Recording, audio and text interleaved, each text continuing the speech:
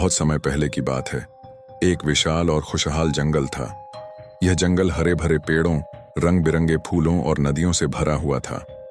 इस जंगल का राजा एक शक्तिशाली और न्यायप्रिय शेर था, जिसका नाम था शेर खान। शेर खान न केवल अपनी ताकत के लिए बल्कि अपने समझदारी और नेतृत्व के लिए भी जाना जाता था।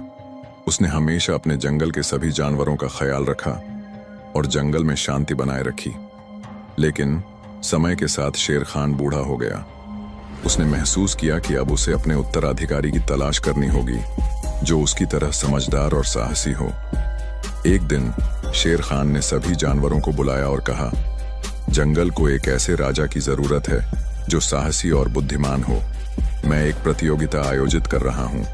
जो भी इस प्रतियोगिता को जीतकर अपनी योग्यता साबित करेगा, वही जंगल का अगला राजा बनेगा। जानवर उत्सुक हो गए और चुपचाप सुनने लगे। शेर खान ने चुनौती का ऐलान करते हुए कहा, तुम सबको जंगल की सबसे गहरी और खतरनाक गुफा में जाना होगा। वहां से एक चमकता हुआ हीरा लाना होगा। लेकिन ध्यान रहे, यह काम केवल साहसी और समझदार जानवर ही कर पाएगा। यह सुनकर जंगल में खलबली मच गई। गुफा का नाम सुनते ही कई जानवर डर गए। कुछ तो सोचने लगे, क्या राजा को हमें इतनी खतरनाक परीक्षा में डालना चाहिए? लेकिन हर कोई जानता था कि जो भी इस चुनौती को पूरा करेगा, उसे जंगल का राजा बनने का मौका मिलेगा। कई जानवरों ने चुनौती को स्वीकार करने का विचार किया, लेकिन गुफा की खतरनाक कहानियों को सुनकर वे पीछे हट गए। तभी जुगनू लोमड़ी ने चुनौती स्वीकार करने का फैसला किया। जुगनू लोमड़ी अपनी बुद्धिमानी और धैर्य के लिए जानी जाती थी।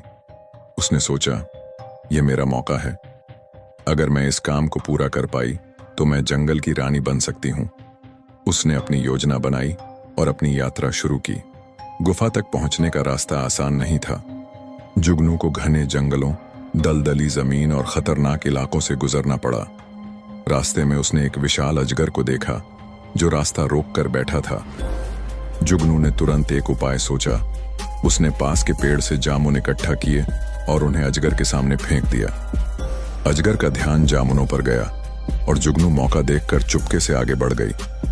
रास्ते में उसे एक ऊंची नदी भी पार करनी पड़ी। नदी में बहाव तेज था, लेकिन जुगनू ने पास के पेड़ों की टहनियों से एक बेड़ा बनाया और सावधानी से नदी पार कर गई। आखिरकार जुगनू उस खतरनाक गुफा के पास पहुंची। गुफा बाहर से बहुत ही डरावनी लग रही थी।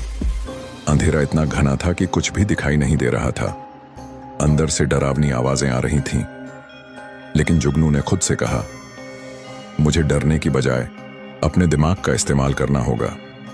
गुफा में प्रवेश करते ही उसने देखा कि दीवारों पर जाले और कांटे लगे हुए थे। हर कदम पर खतरे थे।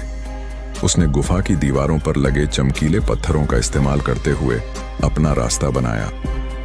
धीरे धीरे वह गुफा के अंदरूनी हिस्से में पहुंची।